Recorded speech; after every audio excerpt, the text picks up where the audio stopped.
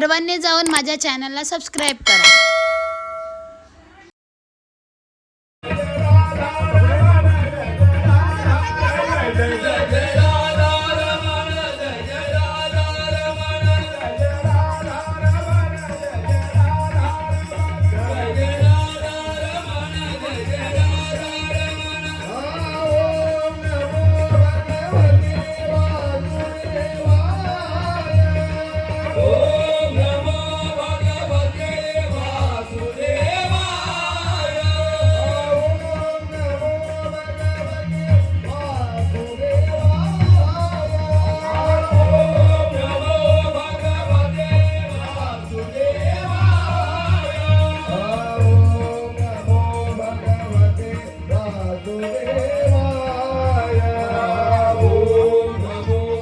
भगवते वासुदेवाय. ओम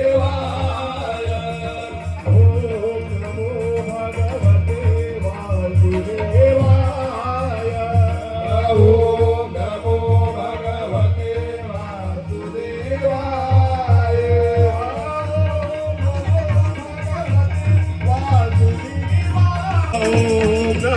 भगवते वासुदेवाय. हरि ओम नमो भगवते वासुदेवाय. ओम नमो भगवते वासुदेवाय. हरि ओम नमो भगवते वासुदेवाय.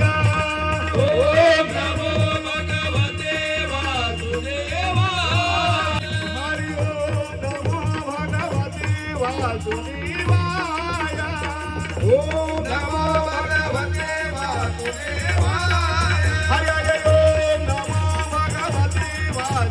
वासुदेवाय. ओम नमो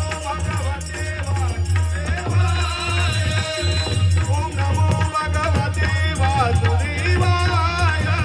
ओम नमो भगवते वासुदेवाय. हरि ओम नमो भगवते वासुदेवाय. ओम नमो भगवते वासुदेवाय. ओम नमो भगवते वासुदेवाय. सूर्यकोटि समप्रभ निर्विघ्नं कुरु मे देव सर्वकार्येषु सर्वदा.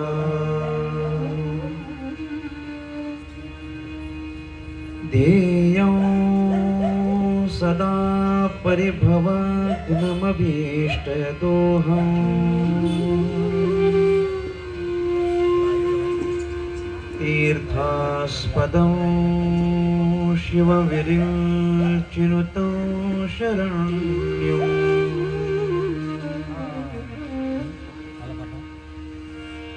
भृत्यार्घ्यं प्रणतपादभवाब्धिपूतम्. वन्दे महापुरुषते चरणारविन्दम्.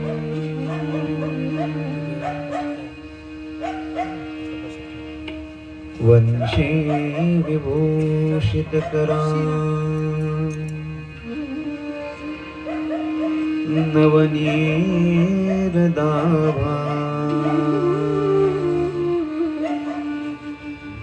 पीताम्बरा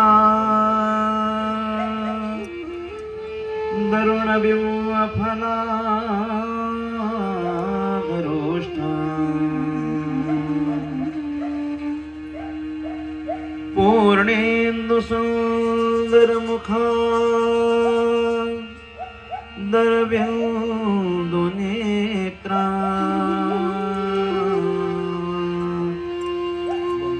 कृष्णात् परं किमपि तत्त्वमहं न जाने.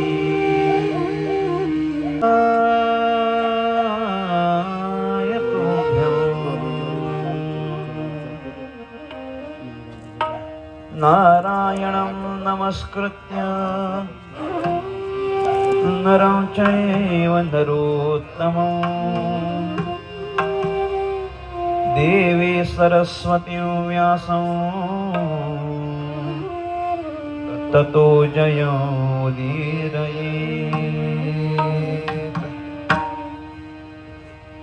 यं प्रवज्जन्तमनुपेतमपेतकृत्यं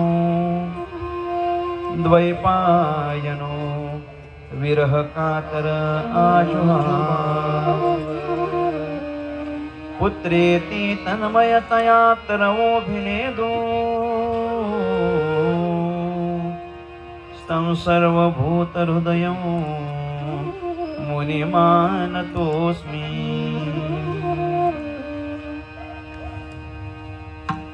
आपुल्या हिता जो असे जागता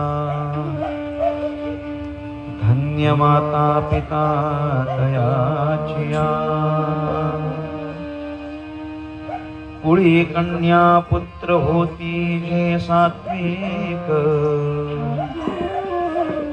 तयाचा हरीख वाटे देवा।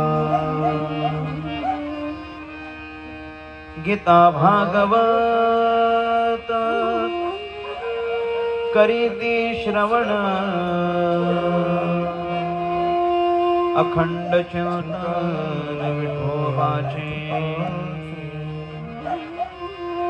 तुका म्हणे मज घडो त्यांची सेवा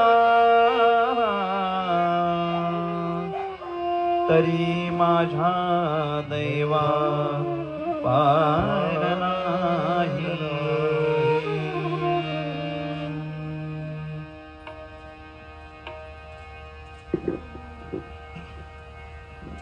हे गोपाल राधा कृष्ण गोविंद गोविंद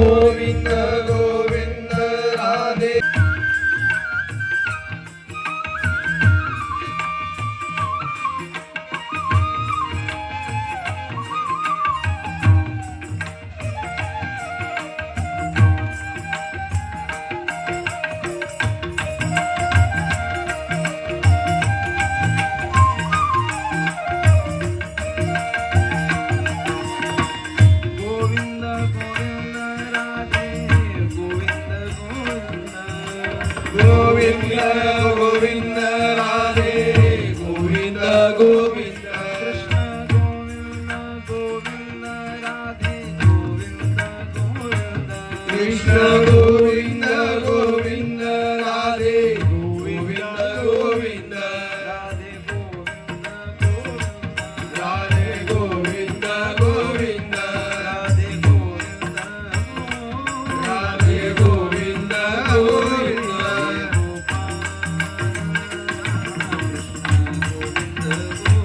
हे गोपाल राधा कृष्ण गोविंद गोविंद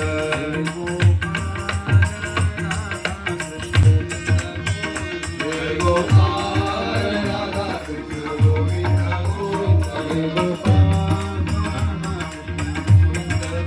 हे गोपाल राधा कृष्ण गोविंद गोविंद हे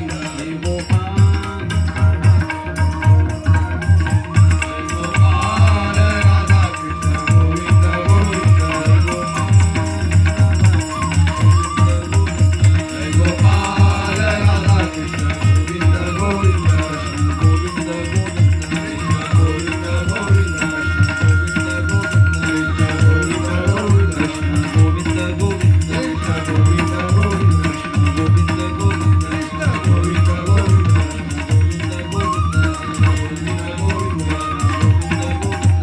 गोविंद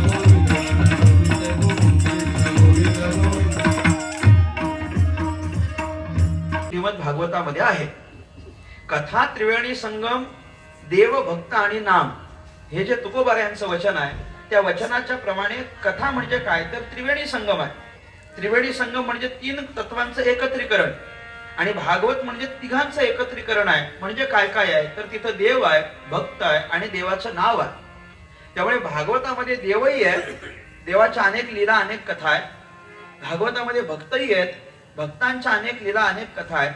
आणि भागवतामध्ये देव भक्त आणि देवाचं नाव म्हणजे देवाचं नामचिंतन, गुणसंकीर्तन, लीला संकीर्तन, नामसंकीर्तन या सगळ्या पद्धतीच्या कीर्तनाची अभिव्यक्ती आपल्याला जर भागवतामध्ये पाहायला मिळत असेल तर खऱ्या अर्थानं भागवत हे कथारूप आहे, शास्त्र आहे. पतितांना पावन करणार आहे, अपवित्राला पवित्र करणार आहे, किंबहुना ते पवित्राला पण पवित्र करणार आहे. असं आपण काल त्याचं वर्णन केलं. मग कोणा सांगितलंय कारण ते सगळ्यात खालचं आहे. नीचातली नीच योनी कोणती आहे तर पिशाच्च योनी आहे. भूताच्या पेक्षा सुद्धा अजून खडतर, अजून खालची. भूत तरी बरा, भूत तरी बरा हा पिशाच्च्या भूतापेक्षा खालचा. तुम्ही भूत पाहिलंय काय? कोणीतरी हो नाही असं माना हलवत चला. कोणीच नाही पाहिला, मी नाही पाहिला, कोणीच पाहिला नाही. त्या भूतापेक्षा पण खालची योनी पिशाच्च योनी आहे. मग सगळ्यात नीच योनी म्हणजे जर पिशाच्च योनी असेल तर ज्याला पिशाच्च योनी प्राप्त झालेली आहे त्याची मुक्ती जर श्रीमद भागवताच्या श्रवणाने होते म्हणजे त्याच्या वरच्या सगळ्यांची मुक्ती होईलच हे सांगण्याकरता वेगळी वेगळी उदाहरणं द्यायची काही गरजच नाही. म्हणून ती पिशाच्च योनीचे आपल्याला एक उदाहरण मिळावं याकरता एक इतिहास सांगतो असं संकादिक नारदांना म्हटले. आणि मग आत्मदेव ब्राह्मणाची कथा सांगायला त्यांनी आरंभ केला. सगळ्यांना अतिशय परिचयाची असलेली कथा. तुंगभद्रा नदीच्या किनारी असलेला आत्मदेवाचा आश्रम, धुंदुली ही त्याची बायको, ऐश्वर्य संपन्न असलेला ब्राह्मण, त्याच्यामुळे सगळ्या प्रकारचं ज्ञानही आहे आणि सगळ्या प्रकारची सुबत्ता पण आहे. ऐश्वर्य संपत्ती मोठी असल्या कारणानं त्याचं जीवन व्यवस्थित सुरू आहे. सगळ्या पद्धतीची सुख संपदा त्याच्या घरी आहे. फक्त पुत्रहीनत्वाचं मात्र त्याला दुःख आहे. आणि पुत्रहीनत्वाचं दुःख असल्या कारणानं येन केन प्रकाराने आपल्याला पुत्राची प्राप्ती होईल याच्याकरता त्याचे प्रयत्न चालू आहेत. पुत्र प्राप्त व्हावा म्हणून काहीतरी करू. मग त्याने अनेक उपाय केले.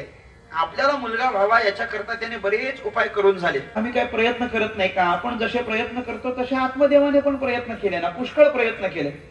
आपण स्वतःच्या सामर्थ्यानं प्रयत्न करतो, नाही आपल्या सामर्थ्यानं जमलं आपण एखाद्या डॉक्टरचा सल्ला घेतो. जवळच्या डॉक्टरचं नाही जमलं तर एखाद्या विशेष तज्ञ डॉक्टरचा आपण सल्ला घेतो. त्या डॉक्टरचा सल्ला नाही आपल्याला जमला तर महाराष्ट्रात कोणाला तरी विचारतो, बाबा सगळ्यात फेमस डॉक्टर कोण आहे, परिणामकार कोणाचा होतो त्याचा आम्हाला पत्ता द्या, आम्ही त्याच्याकडे जातो.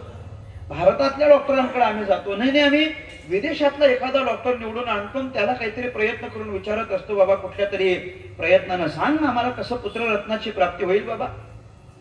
नाहीच जर आम्हाला डॉक्टरांकडून काही प्रतिसाद व्यवस्थित मिळाला नाही त्याच्यानं पुत्ररत्नाची प्राप्ती झाली तर आम्ही काय करतो?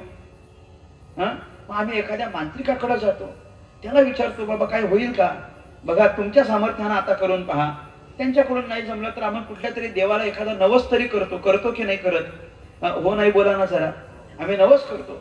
बरं काही लोक चांगला नवस करतात, म्हणजे कसं तर बाबा मुलगा झाला तर गणपतीच आणेन, मुलगा झाला तर वारीच करेन, मुलगा झाला तर काय बाबा मोदकच अर्पण करेन, मुलगा झाला तर प्रत्येक संकष्टीचा उपासच करेन जसा आजची आहे तशी, असं काहीतरी करेन. असं काही लोकांचा उपास असतो. काही लोकांचा उपास याच्यापेक्षा, काही लोकांचा नवस याच्यापेक्षा विपरीत असतो की बाबा अमुक अमुक झालं तर मी अमुक अमुक देईन. आहे ना असं? आहे की नाही? तुम्हाला हे मी विचारणं म्हणजे जरा धाडसाचंच काम आहे माझं. पण काहीतरी आम्ही करतो ना कुठल्या तरी प्रयत्नाने. मग आपल्यासारखा सर्वसामान्य मनुष्य पण कुठल्या तरी प्रयत्नानं पुत्र होईल याच्याकरता प्रयत्न करतो. त्या आत्मदेवानं पण बरेच प्रयत्न केले. त्याच्या परीनं काय त्याला प्रयत्न करता येतील ते सगळे प्रयत्न त्यानं केले. त्याला काही ते शक्य झालं नाही. जेव्हा आपले सगळे प्रयत्न संपले असं त्याला वाटलं आणि तरीही आपल्याला संतान प्राप्ती नाही, म्हटलं की आता हे असलं जीवन जगण्यापेक्षा मेलेलं बरं. म्हणून प्राणत्यागाचा विचार करून तो घरातून बाहेर पडला. अत्यंत चिंताग्रस्त असलेलं त्याचं मुख उदास वृत्तीनं बाहेर पडला. आता ह्याच्यामध्ये कशात रसच वाटत नाही, सुख असून सुद्धा सुख सुखाचं वाटत नाही. म्हणून तो घरातून बाहेर पडला आणि दूर एखाद्या ठिकाणी जाऊन बसला. विचार काय आहे? प्राणत्याग करायचा या विचारानं बसला. म्हणजे काही नाही आता जीव देवतो बाबा, नाहीच काही होत तर जीव दिलेलं बरं. संतानहीन जीवन जगण्यापेक्षा जीव दिलेला बरा. म्हणून तो जीव देण्याच्या इच्छेनं बाहेर पडला.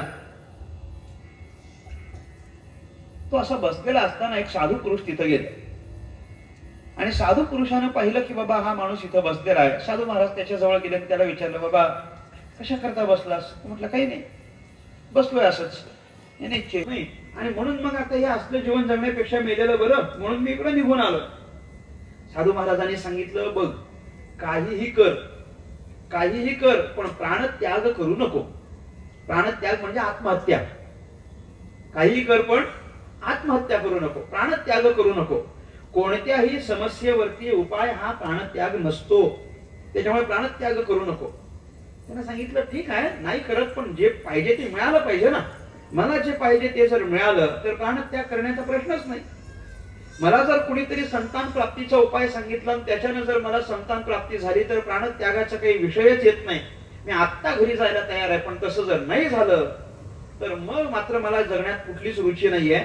मग मी मात्र माझा प्राणत्याग करीन. साधू महाराज म्हटले, बघ असं करू नकोस.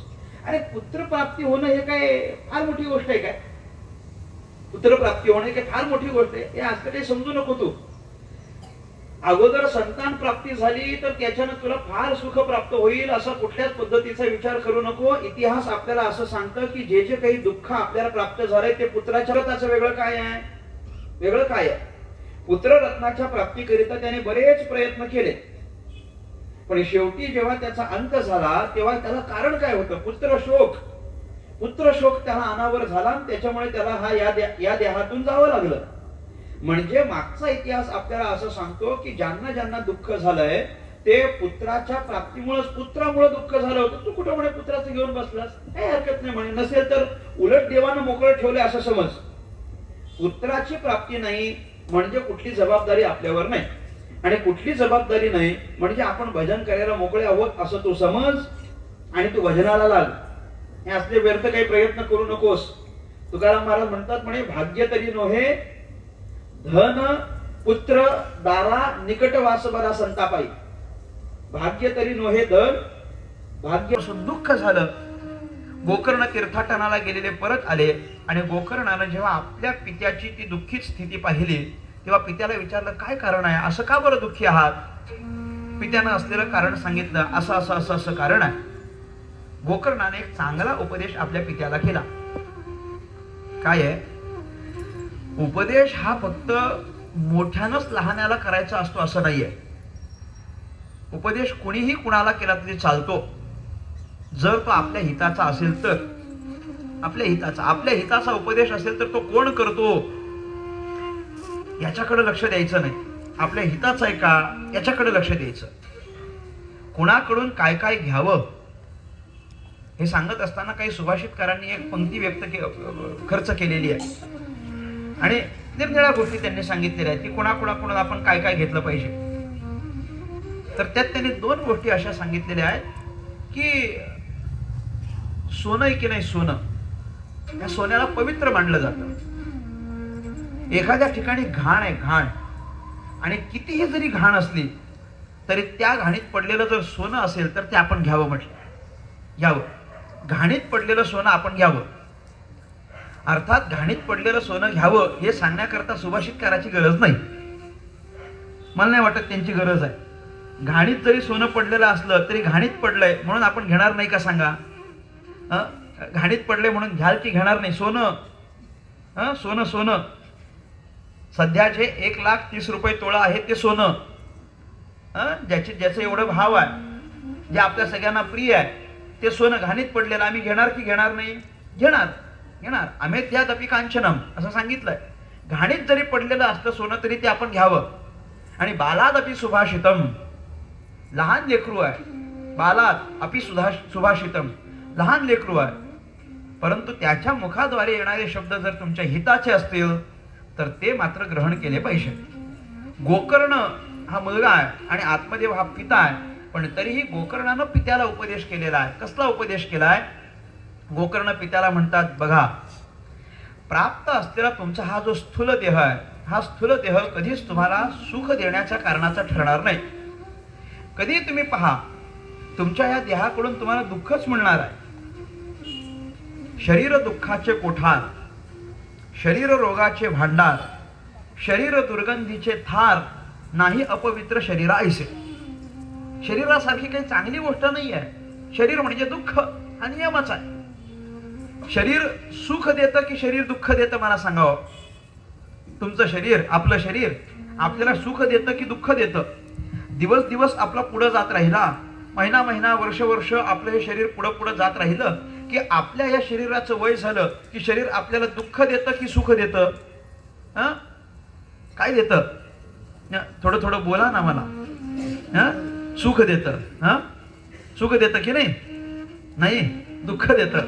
शरीर दुःख देतं. एक एक एक एक आपला अवयव निकामी व्हायला लागला, दुःख होतं. अरे निकामी व्हायला लागलं कशा? सगळे काम करत असते आणि थोडंसं काही दुखायला लागलं तरी आम्हाला दुःख होतं की नाही? दुःख होतं की? आपल्याला दुःख होतं. डोकं दुखायला लागलं, नको वाटतं. शरीर दुखायला लागलं, नको वाटतं. कुणाची तरी दाढ दुखायला लागली, नको वाटतं. कुणाचं तरी पोट दुखायला लागलं, नको वाटतं. नको वाटतं. ते एकदा का दुखणं सुरू झालं की त्याच्यानंतर असं वाटतं की बाबा नकोच, हे नसलेलं बरं.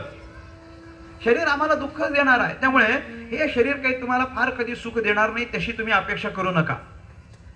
बरे, शरीर ज्या संसारात आहे ते संसार सुद्धा तुम्हाला कधी सुख देणार नाही. प्रपंचात तुम्ही ज्यांच्या करता प्रयत्न केलेले ते पण सगळे काही तुम्हाला सुख देतील असाही काही प्रयत्न, अशी काही अपेक्षा तुम्ही करू नका. संसारात ज्यांना आपण आपले म्हणून समजतो त्यांच्यापासूनच खरी दुःखाची सुरुवात होत असते. त्यामुळे फार तुम्ही त्यांच्या संबंधाने विचार करू नका. माता पिता बंधू भगिनी हे तो सुखाची मांडणी, इष्ट मित्र स्वजन सखे, माता पिता बंधू भगिनी कोणी नपवती निर्वाणी, इष्ट मित्र स्वजन सखे हे तो सुखाची मांडणी. एकनामी दुःख भोगी कुंभ पाक जाचणी, तेथे कोणी सोडविना एका सद्गुरु वाचून. ज्ञानोबा म्हणतात, ज्ञानेश्वर महाराज म्हणतात त्याप्रमाणे, अरे कोणी तिथं सुखाला कारण नाही. माता पिता बंधू भगिनी इष्ट मित्र स्वजन सखे हे तो सुखाची मांडणी. हे सगळं फक्त सुखाचं असल्यासारखं वाटतं, पण ते सुखाचं नसतं. सुखाचं असणं वेगळं आणि सुखाचं असल्यासारखं वाटणं वेगळं. सुख आहे असं वाटतं. वेदांताचा नियम असा आहे, जिथं जिथं वाटतं असा शब्द येतं ते सगळं खोटं असतं. तुम्ही ऐकताय ना? जिथं जिथं वाटतं असं असतं ते सगळं खोटं असतं. याच्यामधून सुख मिळेल असं वाटतं असं म्हटलं की ते खोटंच आहे. त्याच्यातून मिळणारच नाही हे ध्यानात घ्यायचं. त्याच्यातून मिळणारच नाही. असं वाटतं, होईल असं वाटतं, सुख देईल असं वाटतं, हे वाटतं वाटतं सगळं दुःखाचं असतं. त्यामुळे हे सगळं सुख देईल असं वाटतं, इथं कोणी येत नाही. एक लामी दुःख भोगी कुंभपाक जाचणी. कुंभपाक नावाचा एक नरक आहे. गोकर्णाच्या जवळ येऊन उभे राहिले आणि म्हटले की तुमच्या प्रयत्नानं तुमचा जो बंधू आहे तो पेशाच्या योनीतून मोकळा झालाय, मुक्त झालाय आणि तो देव लोकाला प्राप्त झालाय, म्हणून आम्ही त्याला वैकुंठ लोकाला घेऊन जायला आलोत. वैकुंठ लोकाला घेऊन जायला आलो म्हटल्यानंतर मग गोकर्णानं प्रश्न केला की विमान एकच आणलंय, एकच म्हणजे एकालाच घेऊन जायला आलो म्हणून एकच विमान आणलंय. म्हटलं पण कथा ऐकायला ते इतके सगळेजण बसलेत ना म्हणे, मग या बाकीच्या सगळ्यांचं काय? त्यांनी पण तर कथा ऐकली आहे. मग बाकीच्या सगळ्या कथा ऐकणाऱ्यांना विमान नाही आणि एकटा या धुंदुकारीलाच विमान घेऊन आलाय, असा फळात भेद काय? वास्तविक कथेच्या फळात भेद नसला पाहिजे ना, कथेचं फळ तर सगळ्यांना सारखंच आहे. जळती दोषाचे डोंगर, शुद्ध होती नारी नर, गाती ऐकती सादर जे पवित्र हरिकथा. अरे प्रत्येकाला सारखंच फळ मिळालं पाहिजे ना, गाणाऱ्याला पण तेच फळ तर ऐकणाऱ्याला पण तेच फळ मिळालं पाहिजे. मग तो जर ऐकणारा असेल तर मी गाणार आहे, बरं ऐकणारा त्याच्यासोबत अनेक वर्ग बसलाय, मग सगळ्यांकरता विमान का नाही? फळामध्ये भेद का केलाय? पार्षदांनी सांगितलं फळात भेद एवढ्या करता केलाय कारण ऐकण्यात भेद झालाय. फळात भेद काय आहे? ऐकण्यात भेद झालाय ना. सगळ्यांनी काय सारखं ऐकलंय का म्हणे? सगळ्यांनी सारखं ऐकलं नाही. त्यानं ज्या पद्धतीनं ऐकल्यानंतर साधना केली आहे तशी ऐकल्यानंतर साधना दुसऱ्या कुणीच केली नाही म्हणे.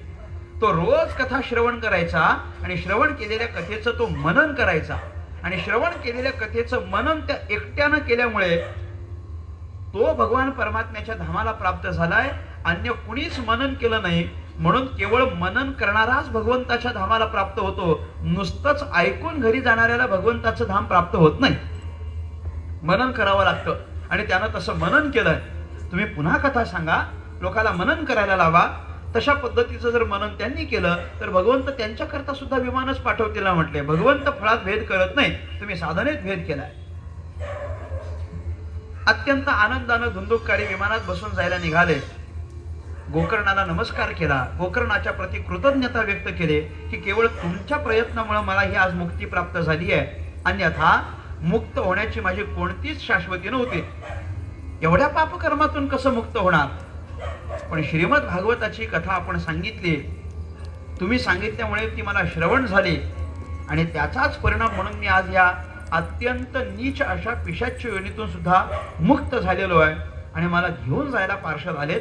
तुमचे माझ्यावर अनंत उपकार आहेत. कृतज्ञता व्यक्त केली आणि धुंदुककारी भगवान परमात्म्याच्या विमानात बसून भगवंत धामाला निघून गेले.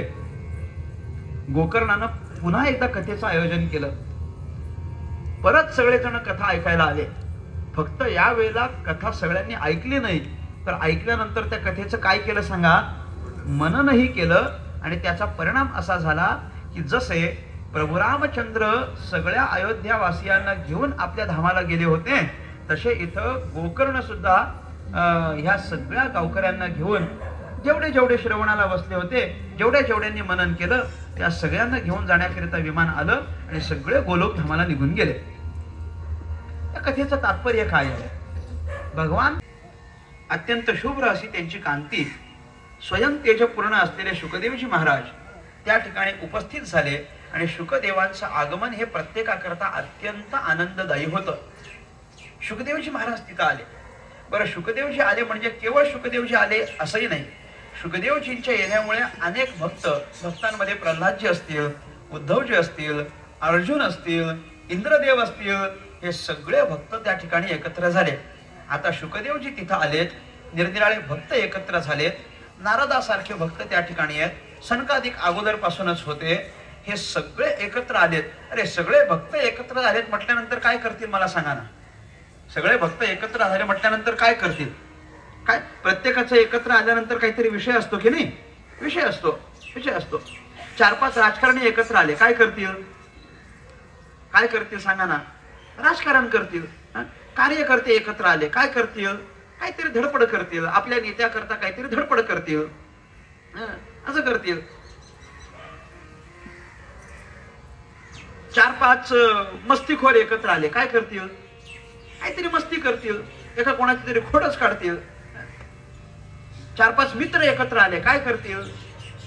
आनंद व्यक्त करतील, जुन्या आठवणी काढतील, त्याच्या चर्चा करतील, असं काहीतरी करतील. 4-5 बायका एकत्र आल्या, काय करतील? काय कोणीतरी पारायण म्हटलं काय? असं बारीकसा हलका आवाज आला मला. काय करतील? काय नाही. मग त्यांच्या त्या इतिगुह्य तमाम शास्त्रमशा चर्चा असतात. अशा चर्चा असतात. ते कुणाला काहीच कळू नये या करता जे कानात सांगितलं जातं ते प्रत्येकीच्या कानात सांगितलं जातं. अशी गंमत असते. त्यामुळे मग ते काय करतील, काहीतरी त्यांच्या चर्चा करतील. 4-5 पुरुष एकत्र आले तर ते त्यांच्या चर्चा करतील. 2-4 ज्ञानी एकत्र आले तर ज्ञानावर चर्चा करतील. 2-4 वेदांती एकत्र आले तर प्रक्रिया सांगतील. असे प्रत्येकाचे जसे निरनिराळे विषय असतात तसे जर 4-5 भक्त एकत्र झाले तर काय करतील, ते भजन करतील. 4-5 भक्त एकत्र झाले तर काय भजन करतील, मग त्यांची ती भजनं सुरू होतील. पहा ना, आपल्यासारखे 4-5 जर आपण एकत्र झालो तर काय करतो, भजन करतो ना. भजन करण्यात आनंद असतो. मग त्या भजनातनं आनंद मिळावा याच्याकरता आपल्यासारखे भक्त एकत्र झाल्यानंतर जर सामान्य आपण भजन करतो तर हे तर सगळे प्रल्हाद, नारद, उद्धव, अर्जुन, इंद्रदेव, सनकादिक हे सगळे जर भक्त एकत्र आले तर हे काय भजन करणार नाहीत का, मला सांगावं. या सगळ्यांचं पण स्वतंत्र भजन आहे. आणि हे भजन ज्याचं भजन करायचं आहे तो स्वतः भगवान परमात्मा समोर उभा राहिलेला जेव्हा या सगळ्या भक्तांनी पाहिला तेव्हा त्या भगवंताची स्तुती आणि त्या भगवान परमात्म्याचं भजन म्हणून ते सगळेजण भगवान परमात्म्या करता बोलायला लागले. श्रीकृष्ण गोविंद हरे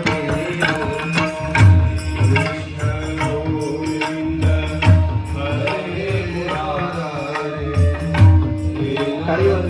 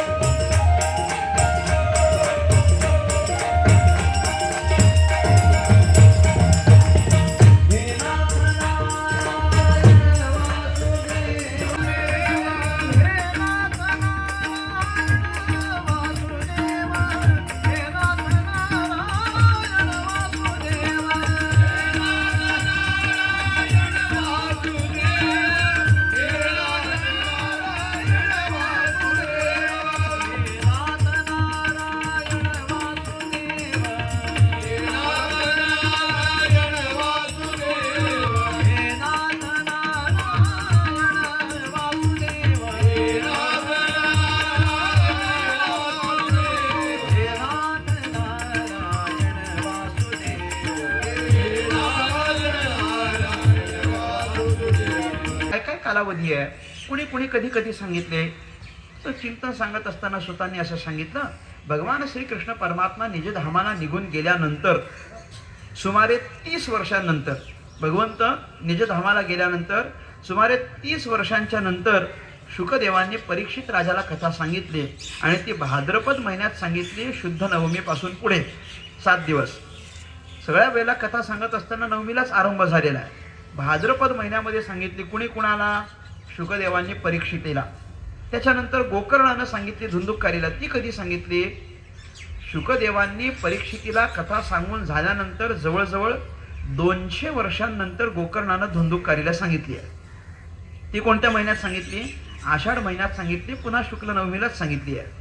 मग कोणी कोणाला सांगितली? शनकादिकांनी नारदांना सांगितली. गोकर्णानं धुंदुककारीला सांगून झाल्यानंतर 30 वर्षांनंतर शनकादिकांनी नारदाला सांगितली. असा त्या कथेचा काही क्रम सांगितलेला आहे. क्रम सांगून त्या कथेचं महात्म्य सांगून कथेचं महात्म्य संपलं. आणि कथा महात्म्य संपल्यानंतर खरी खरी जी भागवताला सुरुवात होते ती भागवताच्या पहिल्या स्कंदापासून आणि इथून खरं भागवत सुरू झालं. म्हणजे खरं भागवत सुरू झालं ते दुसऱ्या दिवशीच्या कथा समाप्तीच्या वेळेपासून. तुम्ही ऐकताय ना? आजपासून कथा सुरू झाली. म्हणजे इथून मागचा जो काळ गेला तो संपला, तो नाही धरायचा, तो इथून पुढचा धरायचा. आता इथून पुढं कथा किती दिवस होणार आहे? 7 दिवस. ह्यांची आपली कालच चालू झाली आहे, ती वेळेत संपेल, तुम्ही चिंता करू नका. ती आपली संपणार आहे 12ला बरोबर. 12ला म्हणजे 12 तारखेला. परंतु ह्यांची आत्ता सुरू झाली. इथून अगोदर महात्म्य सांगितलं होतं, आता इथून सुरू झाली. सुरू झाल्यानंतर सगळ्यात अगोदर पुन्हा ज्याप्रमाणे नमन होतं त्याप्रमाणे नमन केले. जन्माद्यस्य यतोन्वया वितरतश्चार्तेष्वभिज्ञः स्वराट् तेने ब्रह्महृदाय आदिकवये मुह्यन्ति यत्सूरयः तेजो वारे मृदां यथा विनिमयो यत्र त्रिसर्गो मृषः धाम्ना स्वेन सदा निरस्तु कुहकं सत्यं परं धीमहि. वर्णन करत असताना भगवान परमात्म्याच्या शक्तीचं काही वर्णन केलेलं आहे. भगवान परमात्म्याच्या हातात उत्पत्ती आहे, भगवंताकडे स्थिती आहे, भगवान परमात्म्याकडे लय आहे. या समस्त सृष्टीच्या उत्पत्ती स्थितीचं लय असलेला लय गोष्ट सांगू. आपल्याकडचं ज्ञान आपण किती लोकांना वाटलंय मला सांगा? किती लोकांना वाटलंय सांगा? मी गमत सांगू का? आम्ही जर शाळा किंवा कॉलेज शिकत असू ना, तर शाळा कॉलेजमध्ये आपण प्रयत्नपूर्वक तयार केलेले जे नोट्स असतात ना, नोट्स, ते नोट्स पण आपण दुसऱ्याला देत नाही, चोरून ठेवतो. आम्ही देतो का कधी आपण दुसऱ्या? आपण केलेले नोट्स आपण, मग सामान्य नोट्स आपण दुसऱ्याला देत नाही. त्यांनी एवढा सगळा ज्ञानाचा गाभा अख्ख्या जगाला मोकळा केलाय, कुठलीच अपेक्षा न ठेवता. किती मोठं कार्य आहे, काही अपेक्षा नाही त्यांना. व्यासांनी हे सगळं ज्ञान जगाच्या समोर मोकळं केलंय. पण आत्मपरीक्षण केल्यानंतर व्यासांना असं कळतं की सगळं केलं, पण ज्याच्या करता केलं ते आत्मसमाधान कुठं आहे? समाधानच नाही. माणूस जे काही करतो ते कशा करता करतो? असमाधान मिळावं म्हणून. सगळा खटाटोप कशा करता असतो? माणूस कशा करता धावपळ करतो? समाधान मिळावं. नाही, माणसाची एकच अपेक्षा असते. अख्खा दिवस आम्ही धावपळ केली, अपेक्षा काय? रात्री 2 घास खायचं आणि निवांत झोपायचं, बस, म्हणजे समाधान. ते समाधान मिळावं याच्याकरता एक माफक अपेक्षा असते. तशी व्यासांची अपेक्षा आहे की हा जो सगळा ज्ञानदानाचा प्रपंच केलाय यातून आपल्याला एक आत्मिक समाधान मिळावं ही अपेक्षा आहे. पण ते समाधानच मिळालं नाही. मग ते समाधान नसेल तर का नाही? हे का समाधान आपल्याला प्राप्त झालं नाही? याचे कारणाचा शोध त्यांनी घेत होते. नारदांचं प्राकट्य झालं. नारद महर्षी व्यासांच्या पुढ्यात आले. व्यासांनी नारदांना नमस्कार केला आणि व्यासांच्या चेहऱ्यावरची चिंता पाहून नारदांनी प्रश्न केला, अरे एवढं सगळं तर ज्ञानदान केलंय, समाधान? ते म्हटले ते समाधानच नाही, त्याचंच कारण शोधतोय. का समाधान नाही? काय चुकलंय का? बरं, काहीच मोकळं ठेवलं नाही ना, सगळं ज्ञान मी मोकळं केलंय. माणसाचं असमाधान कधी असतं?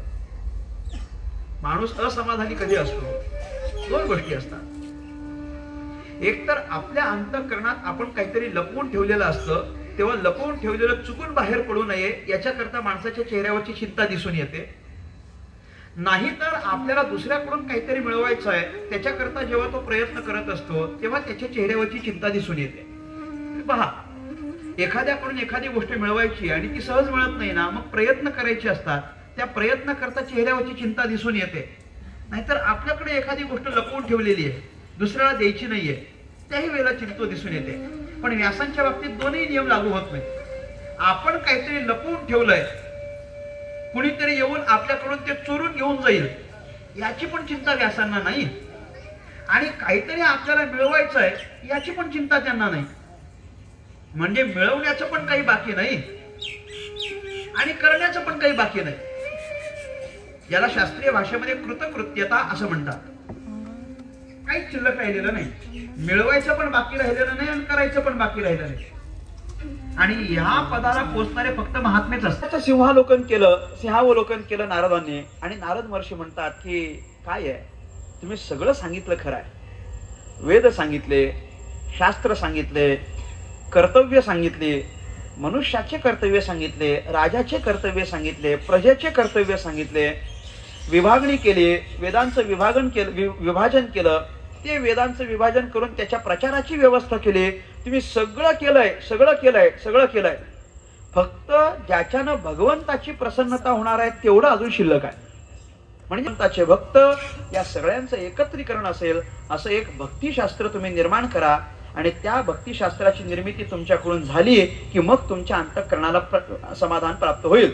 म्हणजे काय करा तर तुम्ही भागवत शास्त्राची निर्मिती करा.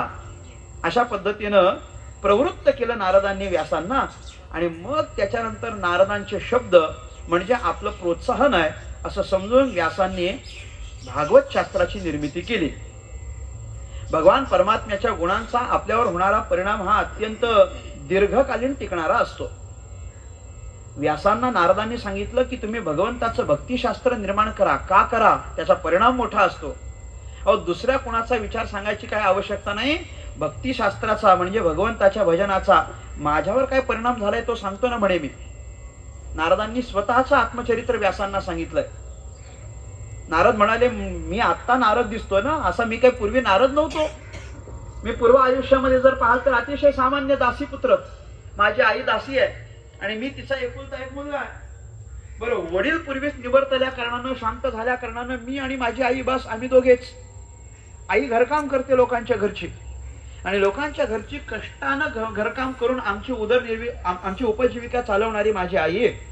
आणि मी लहान असल्या कारणानं मी फक्त काही नाही, आपलं शिक्षण घ्यायचं आणि आई जे काही देईल त्याच्यामध्ये आपण प्रसन्न राहायचं, एवढाच. मी एक सामान्य दासीपुत्र. फक्त एवढंच की माझ्या आईला साधूंची सेवा मात्र अतिशय प्रिय होती. चातुर्मासाचा कालावधी आला आणि त्यात काही महात्मे आमच्या घरापासून अंतरावर असलेली एक नदी आहे आणि त्या नदीच्या किनारी येऊन थांबले. चातुर्मास आहे, सुरू झालाय, म्हणून त्या साधूंनी त्याच नदीच्या किनाऱ्यावर राहणं पसंत केलं. आता प्रवास करायचा नाही. चातुर्मास म्हणजे काय? एकाच जागेवर राहणं. ठाईचं बैसोनी करा एकचित्त, आवडी अनंत आळवावा. चातुर्मासामध्ये आपण काय साधना करावी, साधनेत राहावं. म्हणून ते महात्मे त्या ठिकाणी राहिले. राहून करायचं काय 4 महिन्यांपर्यंत, तर आपण काहीतरी कथा करायची म्हणून त्यांनी कथा उपक्रम सुरू केला. बरं, साधू महात्मे कथा सांगायला लागले म्हणून सगळेच गावातले लोक कथा ऐकायला जायला लागले. त्या साधूंनी कथा सांगायची आणि दुपारच्या वेळेला विश्रांती घ्यायची आणि परत कथा सांगायची. मग विश्रांतीच्या वेळात त्यांच्या भोजनाची व्यवस्था कोणी करायची, तर ती जबाबदारी माझ्या आईनं घेतली. मग माझी आई काय करणार, दुपारची वेळ त्यांची झाली की भोजनाच्या वेळी त्यांना भोजन नेऊन द्यायची. मग त्यांनी भोजन करायचं, विश्रांती घ्यायची आणि पुन्हा कथा सांगायची. बरं, माझी आई मला पण घेऊन जायला लागली म्हणून मी पण कथेला जायला लागलो. मी एक 2-4 दिवस कथेला गेल्यानंतर जे काही गुणानुवाद ते साधू करायचे ते सगळे शब्द माझ्या कानावर पडले, आणि त्याचा परिणाम इतका चांगला झाला की त्यानंतर मला हळूहळू परमात्म्याच्या नामसंकीर्तनाची गोडी लागली. नारदजी म्हटले, अरे माझ्या हातून जर थोडासा कथा भाग निघून गेला तर त्यांच्या त्या वचनाला मी मुकेन, त्या आनंदाला मी मुकेन. आणि म्हणून मी घरी जात नव्हतो. मी आपला तिथंच थांबायचो. साधूंनी माझ्यावर कृपा केली, साधूंना माझी दया आली, आणि म्हणून साधूंनी विचारलं की बाबा तू घरी जात नाही जात. काय कारण? अमुक कारण आहे. तुझ्या वजनाची काही व्यवस्था नाही? असं काही नाही म्हणे. मग साधू पुरुष काय करायचे, त्यांचं जेवण झालं की नंतर त्यांचं जे काही थोडंसं उष्ट राहिलेलं असेल ते मला खायला म्हणून द्यायचे. किती मोठा परिणाम आहे की साधूंचं मला उच्चिष्ट खायला मिळालं, संतांचं उष्ट खायला मिळालं म्हटलंय. साधूंचं दोन प्रकारचं उष्ट मला खायला मिळालं. कसं कसं उष्ट? एक तर चातुर्मास होईपर्यंत त्यांनी त्यांचं उष्ट जे काही राहील ते 2-4 घास मला खायला दिले, हे पहिलं उष्ट. आणि चातुर्मास संपल्यानंतर जेव्हा ते साधू पुरुष तिथून जायला निघाले, तेव्हा जाता जाता भगवान परमात्म्याची गोडी माझ्या अंतःकरणात निर्माण व्हावी याच्याकरता मला काही ज्ञानोपदेश करून ते इथून निघून गेले. म्हणजे त्यांचा ज्ञानाचा उपदेश हे त्यांच्या वचनाचं उष्ट झालं आणि त्यांच्या खाण्याचं उष्ट देणं हे खाण्याचं उष्ट झालं. म्हणजे खाण्याचं एक उष्ट आणि वचनाचं 2 उष्ट, या 2 प्रकारचं उष्ट मला साधूंचं खायला मिळालं. परीक्षण करणारा ठरला. परीक्षण करायचं. काय परीक्षण करायचा? ते पांडवांचा वंशच की नाही आणि एकुलता एक वंशच. कारण याच्या अगोदर पांडवांचे 5 सुपुत्र होते, पण त्या सगळ्यांनाच अश्वत्थामानं क्रूर कर्मानं मारून टाकलं होतं. त्यामुळे आता पुढचा कोणी वंशच राहिलाच नव्हता. हा एकुलता एक आला होता. मग ह्या एकुलता एकाला बघायला बरेच लोक येत होते आणि प्रत्येक जण बघायला आला की हा नजर टवकारून बघायचा. असं बघायचा. काय बघायचा? हा परीक्षित नजर लावून प्रत्येकाला हे बघायचा की ज्यानं माझं आईच्या गर्भात रक्षण केलेलं आहे तो हाच आहे का, असं प्रत्येकाकडे बघायचं. म्हणजे अमुक राजा आला त्याच्याकडे बघायचा, हाच आहे का तो? नाही. दुसरा आला त्याच्याकडे, हाच आहे का तो? नाही. असं प्रत्येक वेळेस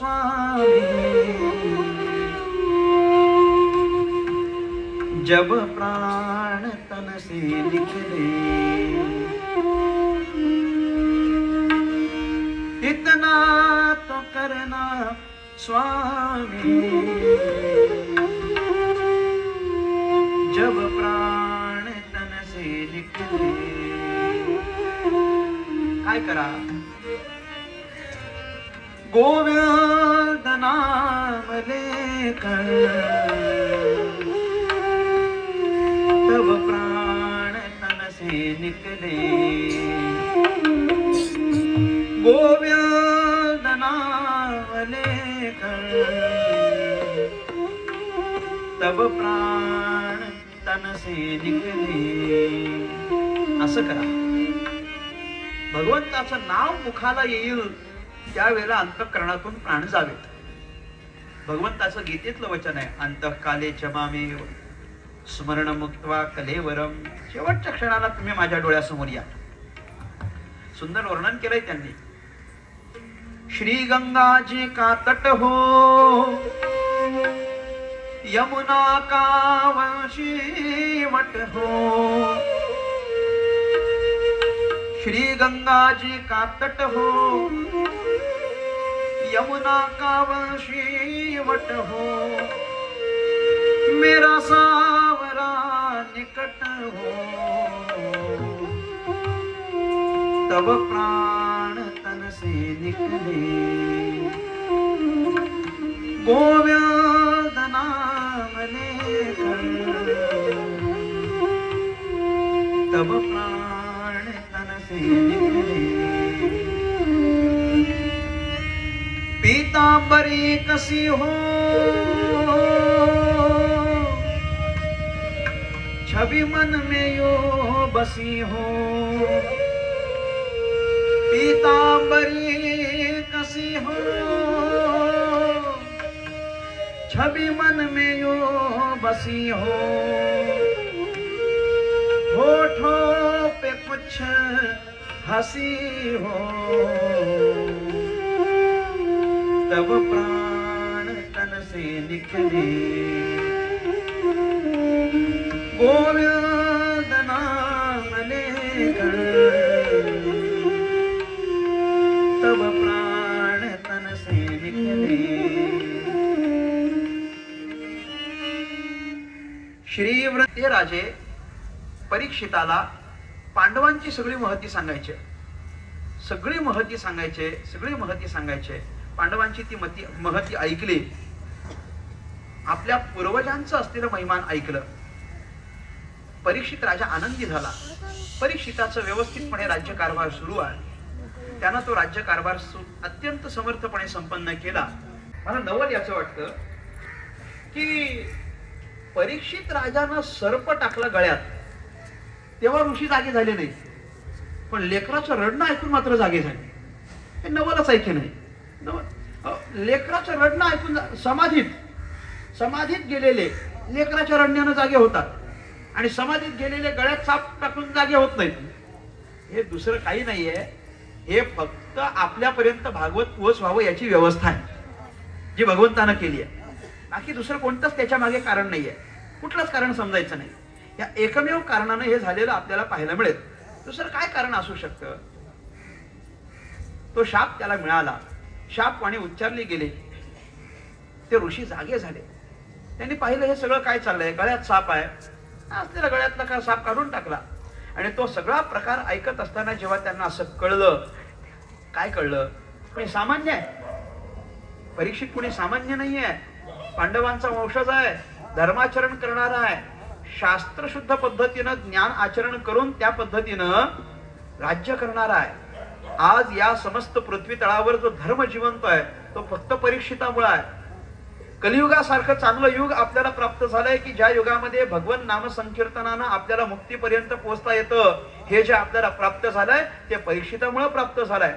परीक्षितासारखा राजा या पृथ्वी तळावर जोपर्यंत आहे तोपर्यंतच आपल्याला मोक्षाची कल्पना करता येईल. त्यासारख्या अनेक साधूंवर, अनेक ऋषींवर अनंत उपकार आहेत.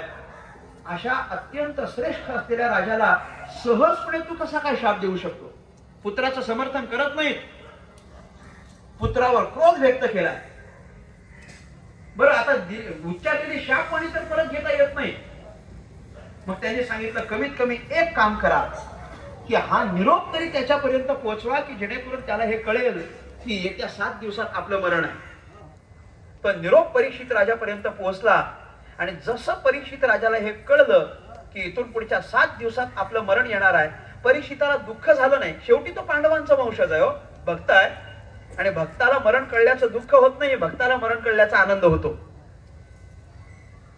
मरण कळल्याचा आनंद याच्या करता आहे कारण आपल्या हातात किती कालावधी हे त्याला कळलंय. तो भाग्यवान आहे. आपण दुर्भाग्य आहोत कारण आपल्याला कळत नाही आपल्या हातात किती अवधी शिल्लक आहे. आपल्याला कळतं का? मला सांगा. हो नाही बोला जरा, माना हलवा जरा, मला कळू द्या. आपल्यापैकी कोणाला असं माहिती आहे की आपली शेवटची तारीख कोणती आहे? कोणाला माहिती आहे? मी गमतीनं म्हणत असतो प्रत्येक प्रॉडक्टला 2 तारखा असतात, मॅन्युफॅक्चरिंग आणि एक्सपायरी. फक्त हे एकच प्रॉडक्ट असं आहे की ज्याला मॅन्युफॅक्चरिंग डेट पण माहिती नाही आणि एक्सपायरी डेट तर मुळीच माहिती नाही. मॅन्युफॅक्चरिंग डेट तुम्ही जी समजता ती नसतेच. ज्याला आपण बर्थ डेट असं म्हणतो ना, जन्मदिवस, वास्तविक खरा तो आपला जन्मशास्त्र सांगतच नाही. शास्त्रानं आपला सांगितलेला जन्म तो दिवस आहे की ज्या दिवशी आपण मातेच्या उदरात जन्माला आलोय. ते कोणाला माहिती आहे? कोणालाच माहिती नाही. मातेच्या उदरात कोणत्या क्षणाला आपला जन्म झाला आपल्याला माहिती नाही आणि कोणत्या क्षणाला आपण जाणार तेही आपल्याला माहिती नाही. म्हणजे थोडक्यात आपल्या हातात किती कालावधी शिल्लक आहे हे आपल्याला माहिती नाही. पण परीक्षित भाग्यवान आहे कारण त्याला ते कळलंय.